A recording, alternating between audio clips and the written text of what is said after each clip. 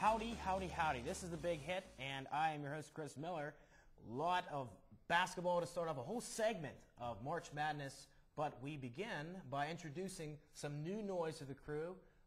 Craig Riley, you haven't been around in a while. How you doing? Great to be back again on the set here with you guys. Yep, since the days of Tom Loy, you have returned. Learn from the best. Yeah. Not really.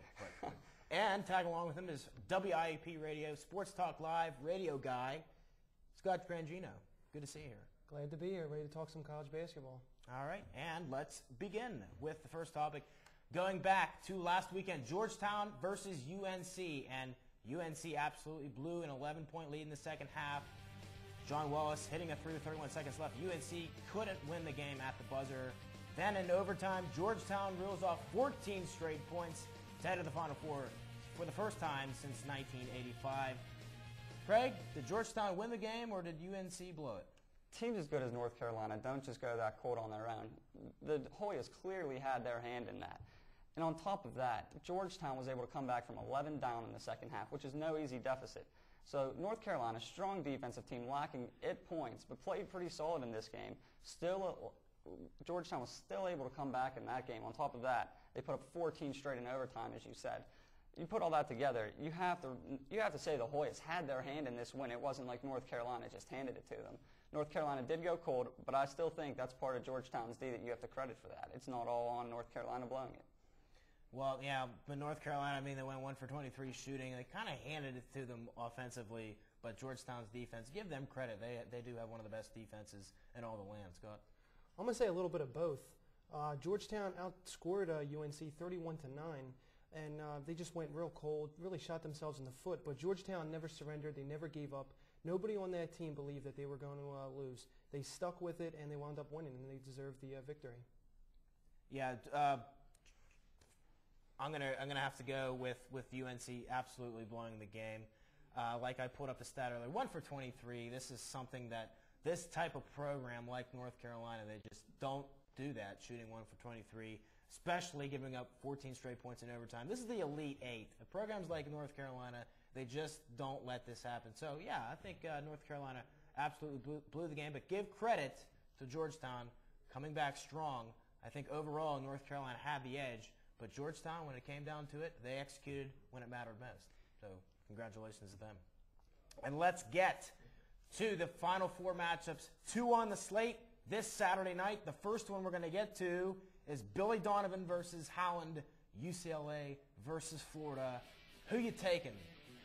I have Florida in this game, although I definitely think UCLA will give them a game.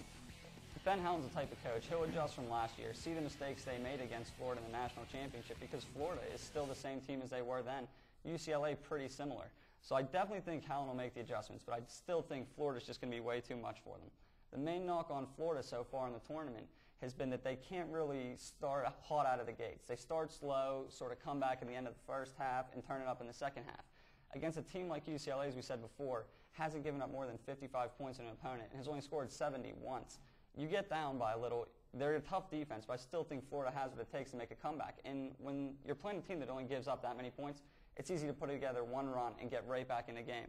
So the only way UCLA would be able to really win this game is if they could get Florida into foul trouble early on and take that lead and make Florida try and make a comeback with their backups, which they haven't had to do yet in the tournament. It's usually been their starters doing it. But I definitely think Florida, having the matchup of Joakim Noah versus probably the worst big man in the tournament right now, Lorenzo Mata, he should definitely take it to him both on the offensive and defensive side of the court. I have Florida. All right, you're going to take Florida. Scott, you have to agree agree or disagree? You have to agree. I think Florida is going to be the first team since Duke to win back-to-back national titles. Their 16 straight postseason wins is very impressive. I think that this game is going to be similar to the championship game last year, where Florida just completely dominated and UCLA just couldn't find an answer to stop Florida. All right, so we've both got Florida, and I'm not going to be the man to pick UCLA. I'm going to take Florida. A little sketchy situation with Billy Donovan and the Kentucky talk. That might have a little bit of effect on Florida and the program this weekend, but I don't think so. I have Florida winning the championship, and this is the step they take to get to that championship. I think Florida, they can adjust to any defense that's thrown at them. That's the advantage that they have, because UCLA has that great defense, but I think Florida can make the adjustments, and they will, and they'll win. Next matchup, let's roll through this quickly. Georgetown versus Ohio State. Who are you taking, Craig? I have Ohio State in this one. They have great depth with the six-man in Daquan Cook. They could probably start for almost any other team in the nation. The only knock on Ohio State is they're a young, inexperienced team with three freshmen getting significant playing time, and Greg Oden, Mike Conley, like I said, Daquan Cook.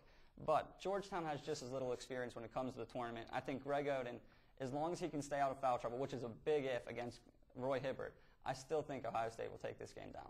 All right, Scott. In my opinion, I really think Ohio State is one of the most overrated teams right now. I think they've had a very easy road to get to the Final Four. I don't think they really played a good enough team to beat them. They're on a 21-game winning streak right now, and really the only teams that they beat, the only really good teams they beat was Wisconsin twice and Tennessee. Xavier and Tennessee were two good teams that they played earlier in the tournament, but they weren't good enough to beat them. If Georgetown has a 20-point lead over Ohio State in the Final Four, they're not going to blow that 20-point lead. Yeah, the thing with Ohio State is they've been just really inconsistent, as has been pointed out.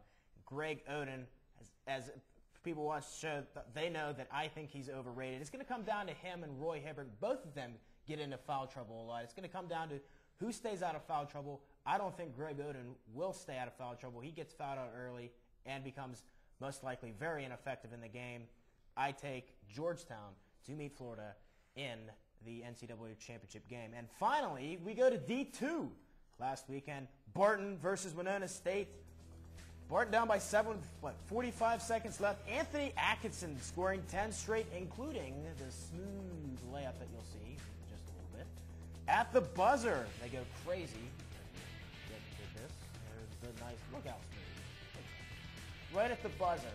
And they go nuts. Guys, is this the most exciting finish of the year? This could be one of the most exciting finishes ever. I mean, 45 seconds, 10 points. It's such a tribute to Anthony Atkinson just sticking to it and coming through with this game. The coach told him in the huddle, this is on you now. They gave the game to him. Anthony Atkinson, one of the greatest performances of all time in college basketball, and just one of the greatest finishes of any basketball game ever. Yeah, a lot of people would believe that the game was over, but that Anthony Atkinson kid really was a player. He really is a good role model for young future college basketball players that are, he just never gave up, continued to play, and they wound up winning. It was I think it was one of the best Division II games I've ever seen. One of the best T2 games. I would agree. I would have to say it's the most exciting game of the year. The Duke VCU game, that finish was great in the first round, but I got to go with this one. Being down with 7 points with Winona State's, what did you say? They almost had a 60-game winning streak coming into the game. 57. That's simply amazing to come back from that deficit with that little time remaining. So congratulations, Barton and Anthony Atkinson. We are going to take a break, but you're going to be in for some commercials. But when we come back, we're joined by new gentlemen as these guys are taking a break. So stay tuned. We'll be right back.